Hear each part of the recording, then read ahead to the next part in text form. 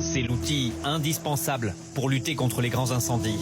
Le Canadair, un petit avion maniable, capable de larguer 6000 litres d'eau et de faire des rotations rapides en se ravitaillant dans un lac ou en mer. Problème, en pleine saison, la flotte est très sollicitée, nous explique un pilote. Aujourd'hui, on a un feu dans l'Hérault. Moi, je vais partir là surveiller la zone.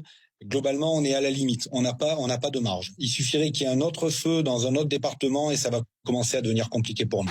La France compte 12 Canadair. Ils sont anciens, 30 ans de moyenne d'âge. Même si leur maintenance s'est améliorée, un appareil est en ce moment hors service. Il a eu un accident en Corse. Une flotte limitée, alors que la zone d'intervention est de plus en plus grande. Elle s'étire vers le nord. En France, nous n'aurons jamais assez d'avions bombardiers d'eau si nous gardons l'état actuel des choses. Tout simplement parce que le dérèglement climatique aujourd'hui fait que nous sommes trop faibles par rapport aux conséquences de ce dérèglement climatique. En 2022, Emmanuel Macron avait donc promis de renouveler tous les Canadair et d'en acheter 4 de plus d'ici la fin du quinquennat. La promesse ne sera pas tenue. Les 2 premiers seront livrés en 2028 au plus tôt. Il a fallu relancer les chaînes de fabrication.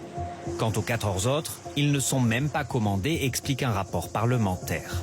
À la fin de l'hiver 2024, le gouvernement du Premier ministre Attal a annulé en fait par décret les crédits qui étaient prévus. Donc aujourd'hui, on est toujours à 2. Pour faire face, la France a donc renouvelé d'autres appareils, les Dash. Plus gros, ils peuvent emporter 10 000 litres, mais ne peuvent pas se recharger en mer. Elle a aussi acheté des hélicoptères bombardiers d'eau et en a loué d'autres, tout comme ces petits avions, une stratégie de court terme jugée coûteuse par le rapport parlementaire.